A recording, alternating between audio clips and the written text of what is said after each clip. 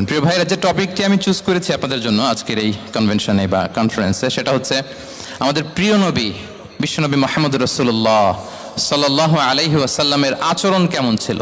কেমন ছিল আমার প্রিয় নবীজির আচরণ?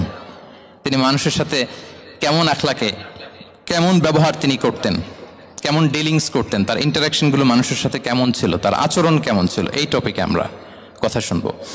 আমরা যদি কোরআনকে জিজ্ঞেস করি যে কোরআন, তুমি বলো তো বিশ্বনবী ইসলামের আচরণ কেমন ছিল, আমার নবীর আখলাক কেমন ছিল, ব্যবহার কেমন ছিল, কোরআন খুব প্রিসাইজলি আমাদেরকে জানায় এবং বলে যে ওয়া ইন্নাকা লাআলা খুলুকিন আযীম, and verily you are on a very good standard of character.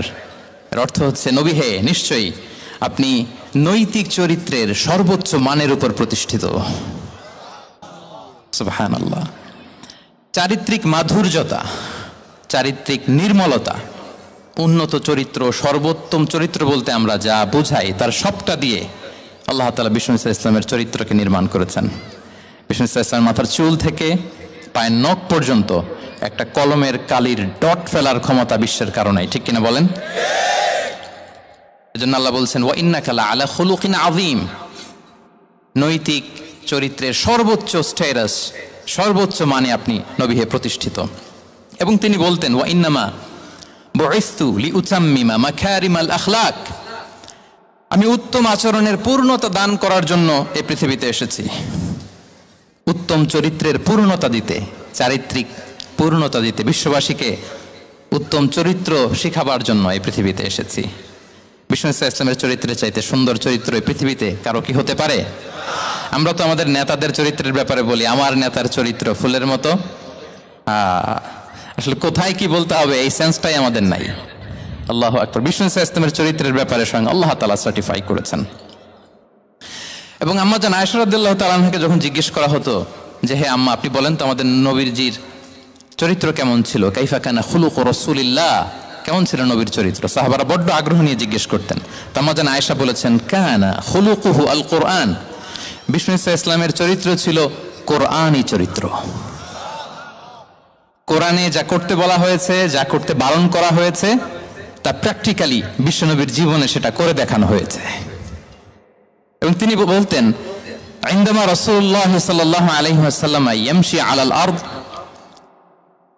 কাআন্নাল কুরআন ইয়ামশি আলাইহি, বিষ্ণু ইসলাম যখন রাস্তা দিয়ে হেঁটে যেতেন, as if a living Quran is walking on the street, মনে হতো একটা জীবন্ত কোরআন রাস্তা দিয়ে হেঁটে যাচ্ছে। এত সুন্দর ছিল বিষ্ণু ইসলামের চরিত্র।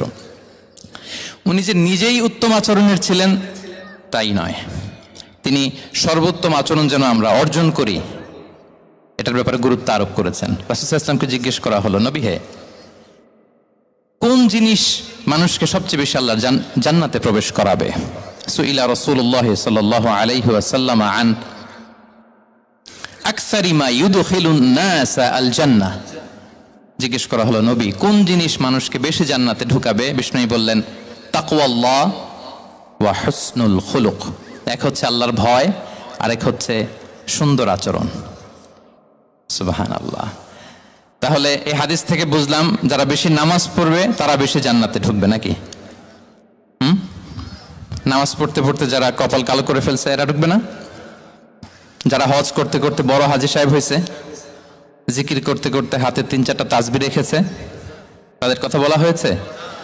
এগুলো নিঃসন্দেহে অনেক বড় আমল, কিন্তু সবচাইতে বেশি জান্নাতে প্রবেশ করাবে যে আমল, বিষ্ণু বললেন এক হচ্ছে আল্লাহর ভয়, আরেক হচ্ছে সর্বোত্তম আচরণ। প্রিয় ভাইরা, ইসলামের মেজাজটাকে চিনে নেন, ইসলামের এসেন্সটাকে বুঝে নেন। আমরা ভালো আচরণকে গুরুত্ব দিতে চাই না। অনেক নামাজি লোক দেখবেন নামাজ পড়তে পড়তে কপালে কালো দাগ ফেলে দিচ্ছে, বাসায় বউয়ের সাথে খারাপ আচরণ করে, খিটখিটে মেজাজের, প্রতিবেশীর সাথে শুধু ঝগড়া, কলিগদের সাথে ঝগড়া, মারামারি, দুঃসম্পর্ক, এরকম আছে না নাই বলেন? আছে না? কিন্তু নামাজি, অনেক বড় হাজি, একদিনও কোরআন তেলাওয়াত মিস হয় না। তো এত ইবাদত করেও সে ইসলামের আসল এসেন্সটাকে ধরতে পারে নাই।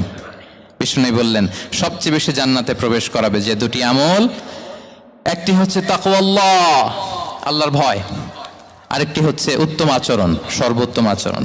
তো আমরা যেন উত্তম আচরণের অধিকারী হই, আমার স্ত্রীর সাথে যেন ভালো আচরণ করি, প্রতিবেশীর সাথে যেন ভালো আচরণ